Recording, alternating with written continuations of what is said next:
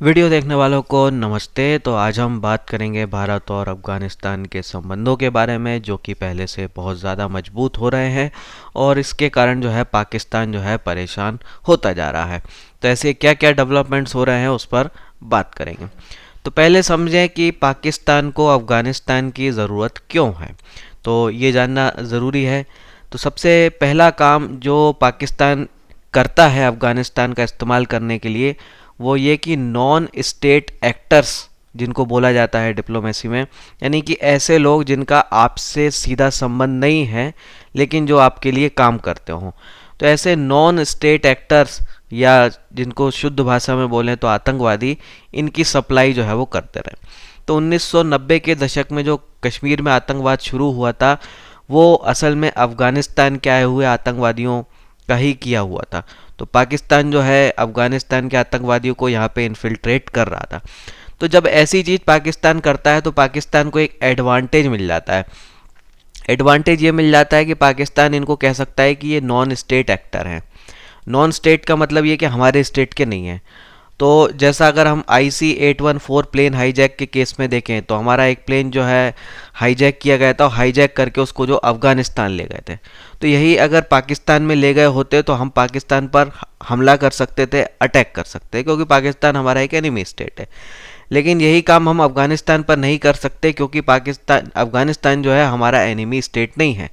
तो पाकिस्तान को क्या है कि अफ़गानिस्तान पर कंट्रोल रख के नॉन स्टेट एक्टर्स की सप्लाई अच्छी खासी मिल जाती है और इनका इस्तेमाल जो है वो एंटी इंडियन एक्टिविटीज़ को करने के लिए करता है।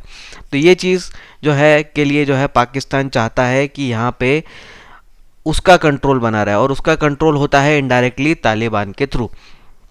दूसरा यूज़ जो अफ़गानिस्तान का पाकिस्तान करना चाहता है वो ये कि एक बेस बनाना चाहता है स्ट्रेटेजिक वेपन्स को रखने के लिए।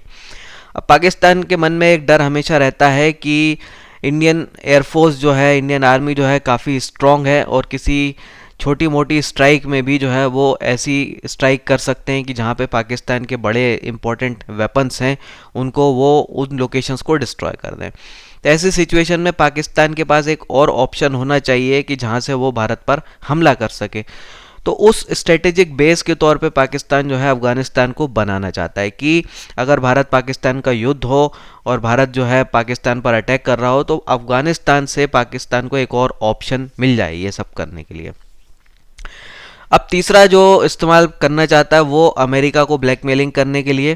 तो अफ़गानिस्तान जो है एक लैंडलॉक्ड कंट्री है, यानी कि आपको इंटरनेशनल वाटर या सी एक्सेस जो है अफ़गानिस्तान का नहीं मिलता। तो जैसे कि पहले की बात करें तो 90 के दशक के पहले जो है रशिया जब अफ़गानिस्तान में आ रहा था तो अमेरिका को उसको काउंटर करने के लिए अफ़गानिस्तान का एक्सेस चाहिए था, वो सीधा मिलता नहीं है। एक तरफ ईरान है पड़ोसी जिसके साथ संबंध अमेरिका के अच्छे नहीं है, फिर बचता है पाकिस्तान। तो पाकिस्तान के थ्रू अफ़गानिस्तान तक जाने के लिए जो है अमेरिका को इसकी ज़रूरत पड़ती है, और अमेरिका और पाकिस्तान जो है इसकी पूरी कीमत वसूल करता है।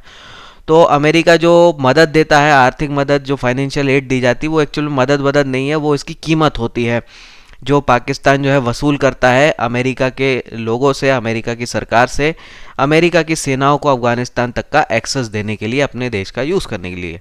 तो ये एक तीसरा यूज़ जो है इसके लिए हो जाता है। अब क्या होगा कि ये ब्लैकमेलिंग वो ज़्यादा अच्छी कर पाएंगे अगर अफ़गानिस्तान में तालिबान जैसों का कंट्रोल रहे। तो कोई छोटा मोटा कभी हमला करवा दिया जाएगा पाकिस्तान अमेरिका के किसी रिलेटेड चीज़ पे, जैसे अपना वर्ल्ड ट्रेड सेंटर का अटैक कर लो या किसी एम्बेसी पे अटैक करा लो, तो जब अमेरिका को रिटेलिएट करना होगा तो फिर जो है पाकिस्तान की ज़रूरत पड़ेगी और फिर वहाँ जो है वही ब्लैकमेलिंग वाला काम वो कर लेगा। साथ में क्योंकि अफ़गानिस्तान जो है एक लैंडलॉक्ड कंट्री है, पूरी तरह से ज़मीन से घिरा हुआ है, सी एक्सेस नहीं है, तो एक्सपोर्ट मार्केट जो है पाकिस्तान के बिजनेसमैनों के लिए जो है अफ़गानिस्तान अच्छा खासा मिल जाता है। तो अफ़गानिस्तान कई सारी चीज़ों के लिए दूसरे देशों पर डिपेंडेंट है, तो ये दूसरे देश जो बेचते हैं तो यहाँ पे पाकिस्तानी बिजनेसमैन जो है एक बड़ा अच्छा खासा फ़ायदा जो है इधर से उठा सकते हैं। तो ये चार मोटे मोटे फ़ायदे हो जाते हैं पाकिस्तान के लिए अगर उसका कंट्रोल जो है अफ़गानिस्तान पे बना रहे। और कंट्रोल बना रहने के लिए ज़रूरी है कि अफ़गानिस्तान में जो सरकार हो वो डेमोक्रेटिक ना हो, क्योंकि पाकिस्तान में तो खुद भी डेमोक्रेसी नहीं है। तो वहाँ पे एक टेररिस्ट लोगों की सरकार हो, एक एक्सट्रीमिस्ट लोगों की सरकार हो, तभी जो है कंट्रोल वो बनेगा। इसीलिए जो है पाकिस्तान में थ्योरी चलती है कि गुड तालिबान बैड तालिबान, मतलब कि जो तालिबान उनके खिलाफ नहीं है वो अच्छा है, जो तालिबान जो उनके खिलाफ हो रहा है वो बुरा है। तो वो थ्योरी जो है उनकी चलती रहती है। तो पाकिस्तान को काफ़ी ज़रूरत है अफ़गानिस्तान की ये 4 कारणों से।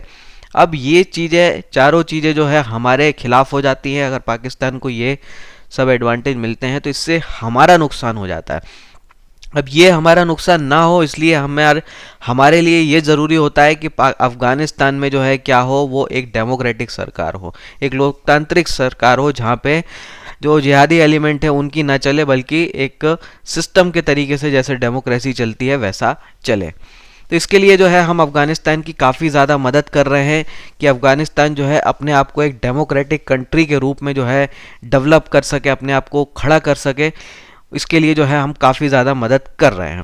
तो कुछ मदद का अगर हम देखें तो हमने अफ़गानिस्तान के लिए उनकी संसद का निर्माण किया है। तो अफ़गानिस्तान की पार्लियामेंट जो है हमने बनाई है और इसका उद्घाटन जो है 2015 में हमारे प्रधानमंत्री नरेंद्र मोदी जी ने किया था। तो ये एक काम हमने किया है। साथ में जो है हम अटैक हेलीकॉप्टर जो है अफ़गानिस्तान की सेनाओं को दे रहे हैं। उनके पास अभी पैसे नहीं है, आर्थिक स्थिति ख़राब है, कारण हम सब जानते हैं। तो आतंकवादियों को काउंटर करने के लिए उनको हेलीकॉप्टर्स की ज़रूरत है, तो वो हम दे रहे हैं, उसका खर्चा भी हम उठा रहे हैं। तो इतनी चीज़ें हम कर रहे हैं।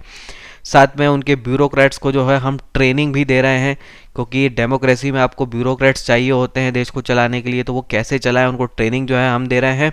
साथ में उनकी पुलिस को भी जो है हम ट्रेनिंग दे रहे हैं। तो ये सारे काम जो है हम कर रहे हैं। तो अगर इस पूरे काम को अगर हम देखें तो बहुत बड़े लेवल पे हो रहा है। यहाँ तक कि हम उनके सांसदों को भी ट्रेनिंग दे रहे हैं कि कैसे जो है डेमोक्रेसी में जो है पार्लियामेंट का फंक्शन होता है और क्या आपके रोल होते हैं, वो सारी चीज़ें जो है उनको समझाई जा रही है। अगर हम पूरी लिस्ट को देखें कि अब तक हम कितनी सारी चीज़ें अफ़गानिस्तान के लिए कर चुके हैं तो ये लिस्ट बड़ी लंबी है। एक तो हमने उनके लिए पार्लियामेंट बनाई है, साथ में उनका जो स्टोर पैलेस है उसको हमने रिस्टोर किया है, उसको फिर से बनाया है। हबीबा हाई स्कूल जो है हमने अफ़गानिस्तान में बनाया है। सलमा डैम जो है हमने अफ़गानिस्तान के लिए फिर से बनाया है। साथ में बिजली के लिए पावर लाइन, ट्रांसमिशन लाइन जो है काबुल तक जो है हम बिछा रहे हैं। साथ में Indira Gandhi institute for child health, ये एक हॉस्पिटल है जो कि हमने अफ़गानिस्तान में बना के दिया है, ये भी हम काम कर रहे हैं। साथ में अफ़गानिस्तान नेशनल एग्रीकल्चर यूनिवर्सिटी को हम बना रहे हैं, जिससे कि अफ़गानिस्तान अपनी खेती को डेवलप कर सके। एक पावर स्टेशन जो है वो भी हमने काबुल में बनाया है अफ़गानिस्तान के लिए। क्रिकेट स्टेडियम कंधार में बनाया है। साथ में कोल्ड स्टोरेज हाउसेस भी बनाए हैं जहाँ पे वो अपने अनाज रख सकें। उनके टेलीफोन एक्सचेंजेस को हम अपग्रेड कर रहे हैं। साथ में टेलीविज़न नेटवर्क जो है, टीवी वगैरह की टीवी चैनल्स वगैरह चल सकें, इसके लिए वो हम बना रहे हैं। कई सारी जगह पे ट्यूबवेल जो है उनके लिए खोद के दे रहे हैं। 3 जो है उनके लिए बड़े वाटर रिजर्वायर जो है हम बना रहे हैं। साथ में जो सैनिटेशन कॉम्प्लेक्स है काबुल में 5 वो भी हमने बनाए हैं। जंजार डेलराम रोड हम बना रहे हैं। साथ में 100 से ऊपर जो है बसें हमने दी हैं काबुल ट्रांसपोर्ट सिस्टम के लिए। 285 मिलिट्री व्हीकल अफ़गानिस्तान की सेना को दिए हैं। MI-25 MI-35 जैसे हेलीकॉप्टर दिए हैं।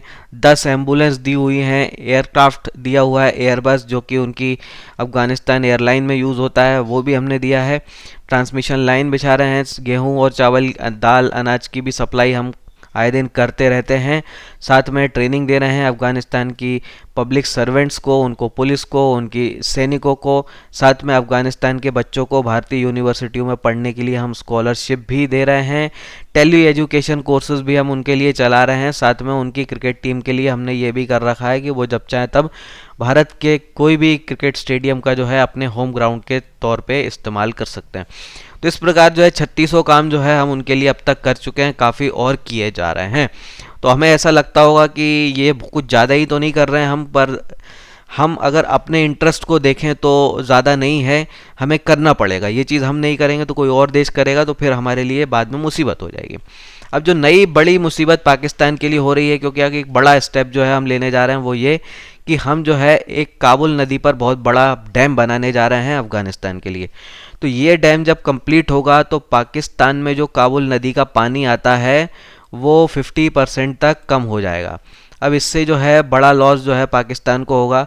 पाकिस्तान जो कॉटन ग्रो करता है वो यहीं से करता है, इसके काफ़ी इम्पोर्टेंट रोल है। तो कॉटन अगर यहाँ पे कम हो जाता है या बासमती राइस की प्रोडक्शन पाकिस्तान का कम हो जाता है, तो इसका सीधा सीधा बेनिफिट जो है हमको मिल जाता है, हमारे किसानों को मिल जाता है, तो ये सीधा हमको मिल जाता है और पाकिस्तान के लिए एक बड़ा लॉस जो है ये हो जाता है। तो ये बड़ी सीरियस बात है जिस पर पाकिस्तान में इस समय बड़ी चर्चा चल रही है, और इस पर जो है मिलिट्री रिस्पॉन्स की भी जो है कुछ पाकिस्तान के छुटभइये नेता जो है बात करते रहते हैं, लेकिन वो उनके बस की नहीं है, ये हम सब जानते हैं। तो ये बड़ी चीज़ जो है हो जाती है। अब इस सब का फ़ायदा हमें क्या मिलेगा उसको भी समराइज़ कर लें। तो एक फ़ायदा हमें यह है कि इससे हम जो है पाकिस्तान को काउंटर कर रहे हैं। तो जो तालिबान और इन सब को जो बैठाने की कोशिश जो है पाकिस्तान करता है, तो उसको हम काउंटर कर रहे हैं। साथ में जो एंटी इंडिया एक्टिविटीज़ होती हैं अफ़गानिस्तान से, उसको भी हम रोक पाएंगे। हम ये सब करके चाइना को भी बैलेंस कर रहे हैं, क्योंकि अगर हम ये मदद नहीं करेंगे अफ़गानिस्तान की तो चाइना कर देगा, और चाइना कर देगा तो फिर क्या होगा कि अफ़गानिस्तान की जो फॉरेन पॉलिसी है वो चाइना के हिसाब से चलने लगेगी। लेकिन अगर यही काम हम करेंगे, हमारा वहाँ पे वज़न ज़्यादा रहेगा, तो वो फॉरेन पॉलिसीज़ जो हैं हमारे हिसाब से ज़्यादा होंगी, तो ये फ़ायदा होगा। तीसरा बड़ा फ़ायदा ये है कि हमको एक नया एक्सपोर्ट मार्केट मिलेगा, बड़ा एक्सपोर्ट मार्केट, जहाँ पे हम अपना सामान जो है बेच सकेंगे। तो ये चीज़ का बेनिफिट सीधे सीधे हमारे व्यापारियों को हो जाएगा। साथ में बड़ा फ़ायदा ये होगा कि अफ़गानिस्तान की जो निर्भरता है पाकिस्तान पर, उसको कम हो जाएगा। तो यहाँ पे पाकिस्तान है, इंडिया नहीं है। तो पाकिस्तान पर अभी काफ़ी हद तक डिपेंड करता है अफ़गानिस्तान छोटी मोटी चीज़ों की सप्लाई के लिए, क्योंकि वो एक लैंडलॉक्ड कंट्री है।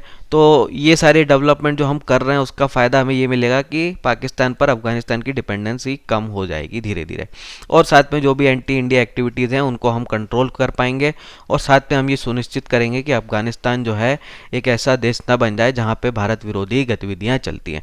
तो इतने सारे जो है हमको फ़ायदे होंगे।